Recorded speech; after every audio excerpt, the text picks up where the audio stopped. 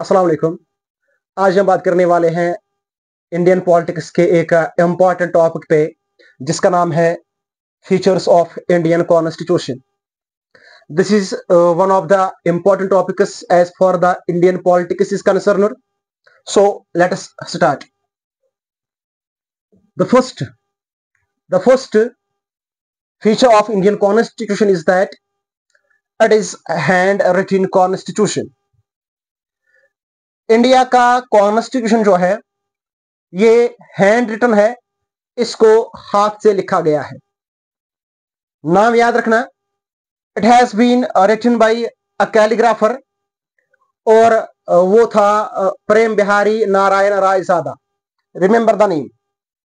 Calligrapher is the person who has the art of writing alphabets in an artistic manner. Calligrapher का मतलब एक ऐसा आदमी जो बिल्कुल आर्टिस्टिक मैनर में अल्फाबेट्स को लिखता होगा, उसको कैलीग्राफर कहते हैं।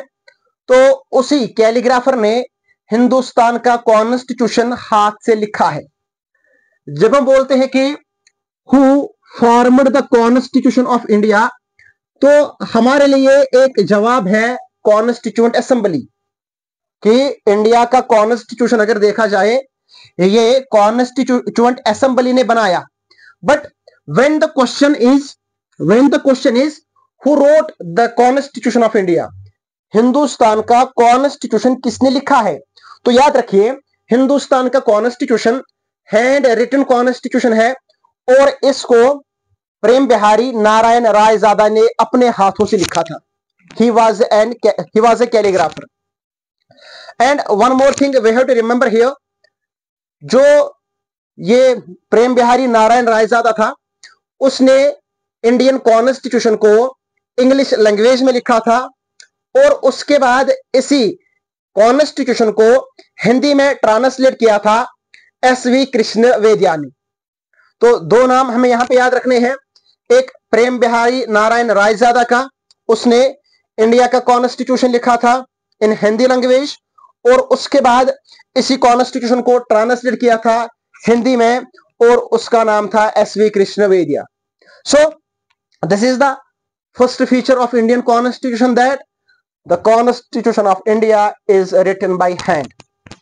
अगर आज देखा जाए, आज इसी हैंड रिटन कॉन्स्टिट्यूशन जो है इसको प्रिजर्व किया गया है इंडियन पार्लियामेंट की नेशनल लाइब्रेरी में, और वो ओरिजिनल कॉपी है इंडियन कॉन्स्टिट्यूशन की।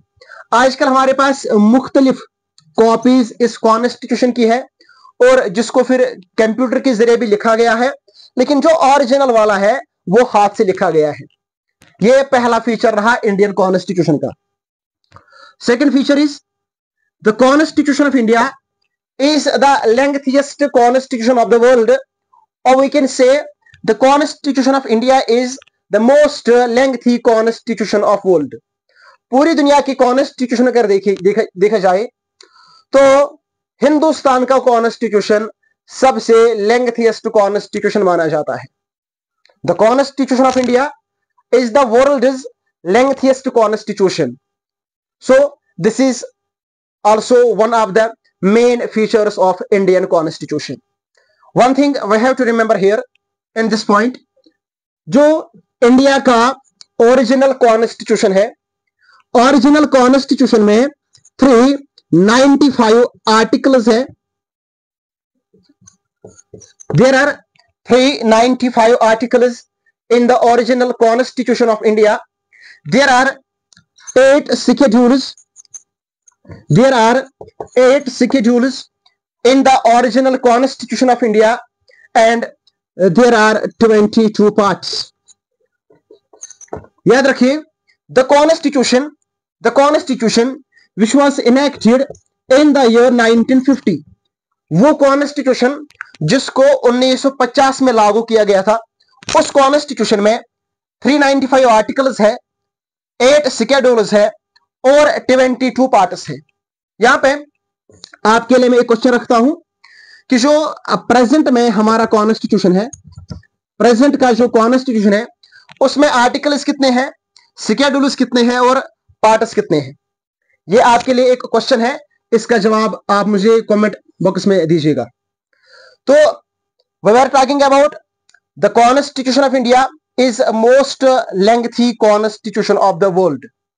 And one more question here I will ask you, which constitution is the smallest constitution? दो सवाल आपके लिए यहां पे है। एक सवाल कि टोटल कितने आर्टिकल्स आज है, पार्ट्स कितने हैं और शेड्यूल्स कितने हैं, और एक सवाल आपके लिए कि दुनिया का छोटा कॉन्स्टिट्यूशन किस कंट्री के पास है। तो याद रखिए, मोस्ट लेंथी कॉन्स्टिट्यूशन इंडिया के पास है।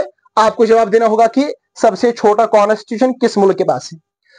This is the second feature of Indian constitution. Let us see the third feature of Indian constitution. जो इंडियन कॉन्स्टिट्यूशन है, it is a mixture of rigidity and flexibility. इससे पहले जो हमने types of constitution पढ़े थे, वहां पे हमने पढ़ा था कि some constitutions in the world are some constitutions in the world are rigid and some are flexible. कई कंट्रीज के जो कॉन्स्टिट्यूशन है वो रिजिड है एंड कई कंट्रीज के कॉन्स्टिट्यूशन फ्लेक्सिबल है। तो अगर इंडिया की बात करेंगे, इंडियन कॉन्स्टिट्यूशन के फीचर्स पढ़ रहे हैं, तो is the constitution of India rigid और इट इज फ्लेक्सिबल। याद रखिए, जो कॉन्स्टिट्यूएंट असेंबली के मेंबर्स थे, इन्होंने इंडियन कॉन्स्टिट्यूशन को ना पूरा रिजिड बनाया है और ना ही पूरा फ्लेक्सिबल बनाया है।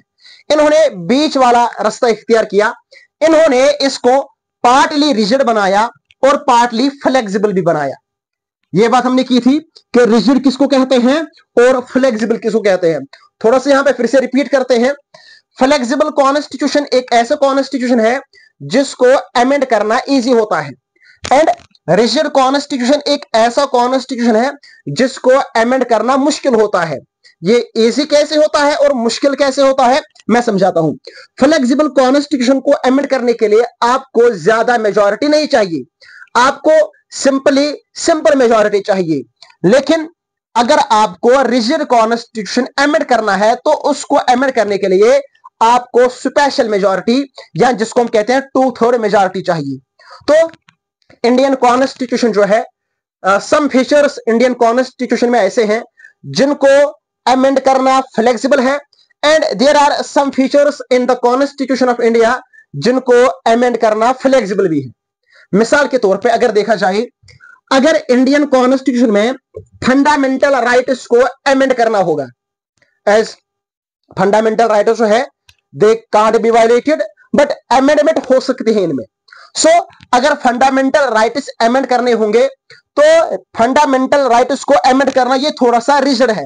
लेकिन इसके साथ साथ मिसाल के तौर पे अगर admission of the new state करना होगा इंडिया में, अगर इंडिया में कोई नई स्टेट एडमिट करनी होगी या क्रिएशन ऑफ न्यू स्टेट, कोई नई स्टेट इंडिया में बनानी होगी या किसी स्टेट की बाउंड्री बदल देनी होगी, तो उसके लिए हमें सिंपल मेजॉरिटी चाहिए पार्लियामेंट में।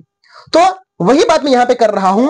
सम features in Indian constitution are rigid to amend and some of the features are easy or flexible to amend. So these were some of the features of Indian constitution. मिलते हैं आपके साथ next video में, तब तक के लिए दीजिए इजाजत। अल्लाह हाफिज।